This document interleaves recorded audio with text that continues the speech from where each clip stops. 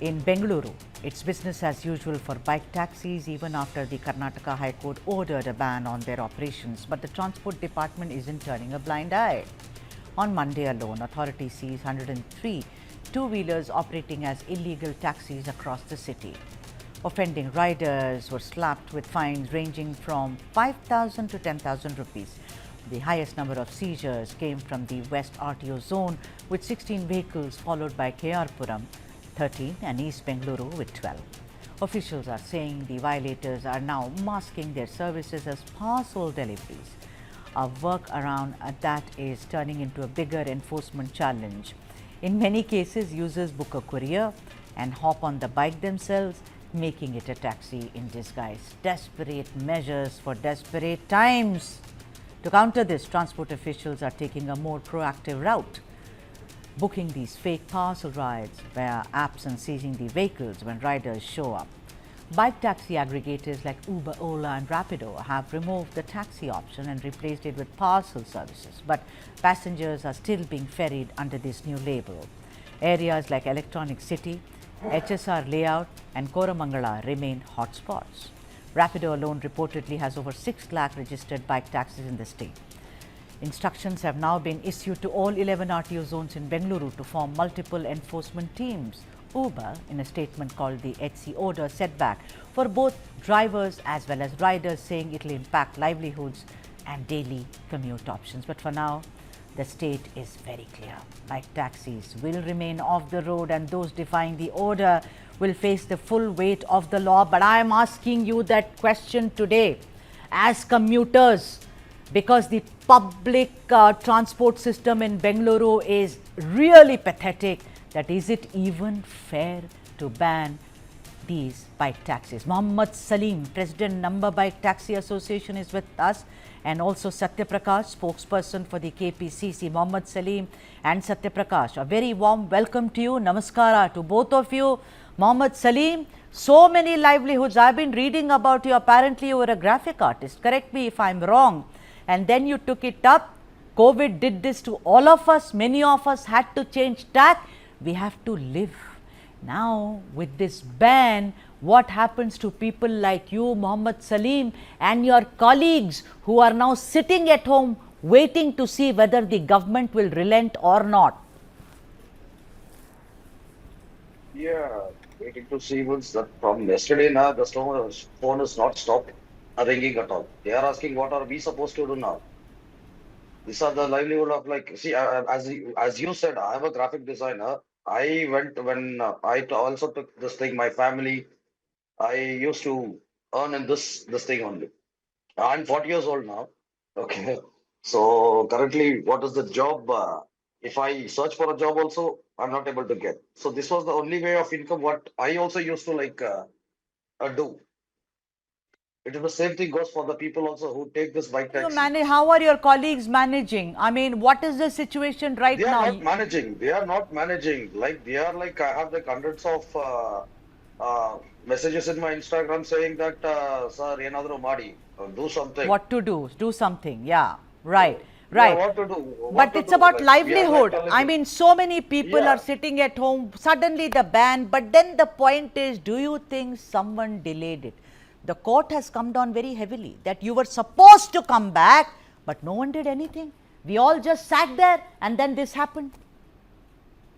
Yeah, that is what now we had a hope, because see, when the court gave us the extension, we had a little bit of hope that the government is or the High Court is thinking about us. That is where it went wrong actually.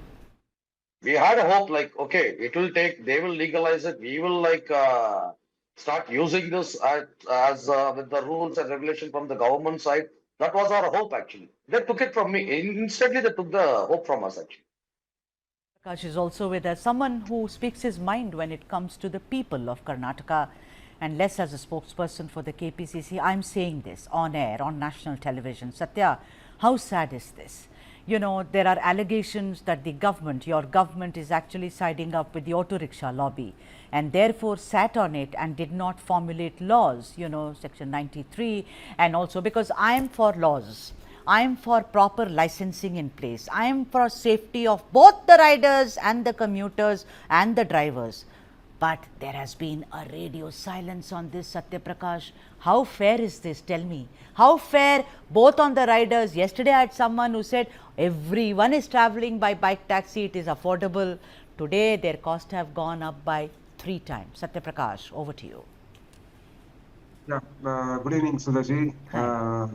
Good evening, Mr. Salim also. As a president of the JIG workers who do this, I empathize with them. There's no doubt about it. We are all human beings, and any livelihood which is lost, we have to be with them. But it is a catch-22 situation for the government, from the government point of view. On one side, we have auto rickshaws, which are yellow boards. Okay, they pay taxes. Their problem is while we pay all the taxes, now, when these people come, they are white boards. They are not yellow boards. They are not commercial vehicle. The people who are not owning commercial vehicles are doing commercial business is their point of view. Okay, the auto rickshaws point of view. And now our point of view as a responsible government, we need to do justice for the auto rickshaws also, who are also in huge numbers, and they have been giving service for up to years, for nearly 5-6 decades. So it is a catch-22 situation for us. We need to bring something, so that it's a win-win situation for all three. That means the auto riders, the bike riders. We also, as you all know, we brought the gig laws also. Our labor minister has brought. We are trying to make gig workers, but we are going to give so many government facilities to them, insurance policies, etc. But this is Government a considering, situation. is the government close the chapter, close the doors, or are they considering that they will work something? Is Ramlinga Reddy doing something about it? I think, see, whatever you have put there, that government at present is not having any policy, is a reply of the government to the High Court when there was a hearing. Because as of now, we don't have anything. As of today, we don't have anything. But as Mr. Salim said, and you also said that so many lakhs of people are using this service.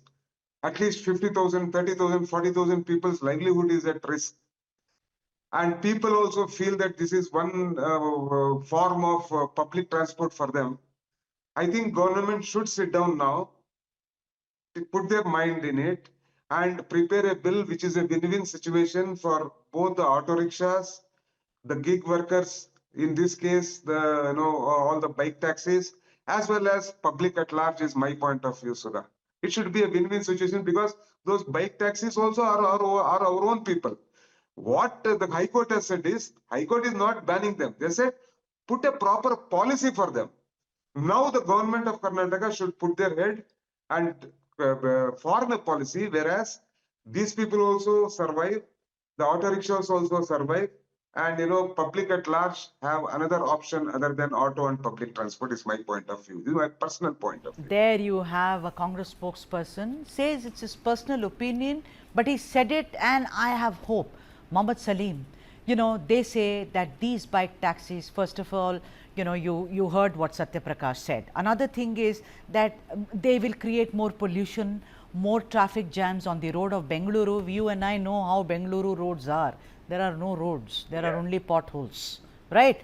But there is another question, Mohammed Salim. They say, what about the food aggregators? Do the same rules apply to them?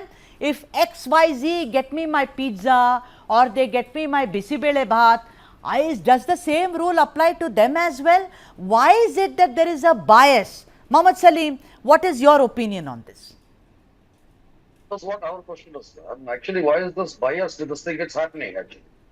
See, gig workers is a gig worker, okay. As sir said, they require this yellow board. Auto people say that we people are not into White this. boards. But from Yeah.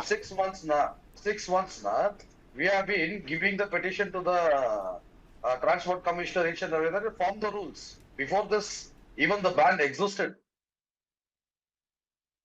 We have been giving the petition from past 6 months, saying them, sir, we require the rules and regulations so that this day should not come.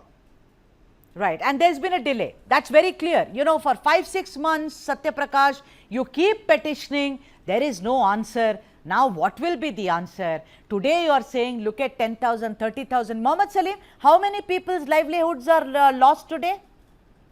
1.5 lakh, ma'am. There It is you not have it. 10,000 or There you have 20,000. it. 1.5 lakh. 1.5 lakh livelihood. That's a huge number. And if Only you in look, Bangalore. yeah, only in Bangalore. Yes. Yes. But if you look, Bangalore. I, Entire Karnataka, it comes around 6 lakhs to 10 lakh persons who are using this as a this thing. and see, so as far as the government Satyaprakash, what policy is is this? I mean, yeah. I don't think the government cares, Satyaprakash. You said today they are working something out. 6 lakh people, livelihood gone? Is this the way the government? You bring a gig law. I know that you bought a law for the gig workers. I was the first one to report on Most it. of But this, this is so, see, most 6 months, you don't take so long because this is a double whammy, no? It impacts Mohammed Salim. It also impacts me because I take bike taxi maybe to go to the close by clinic. So look at it. It is the people of Karnataka who are suffering, Mohammed Salim. Yeah, bike ma'am. taxis. That is what I wanted to ask the sir also. Like, see, when they say that Let they are sir riding in answer a then. illegal from past 10 years. 1 minute, Yeah. Salim sir. Please, Satyaprakash, go Okay, ahead. sir. Okay. Sorry. See, Salim, the point is how can we allow a whiteboard to do commercial activity is a problem in the Motor Vehicle Act. It's very clear. We need to understand there is a problem. Okay. So now, Okay. since the High Court is very clear that the ban is in place, earlier there were confusions whether whiteboard can do this job. Now it is very clear that if you want to do this job, you have to come under the commercial sector, correct? So allow the government. Yes. I think now government will. If what you are saying is true that there are 1.5 lakh workers, and one more thing is, not all the bike taxis just do bike taxi job. They also do the courier job of all these things. Small parcels which go in.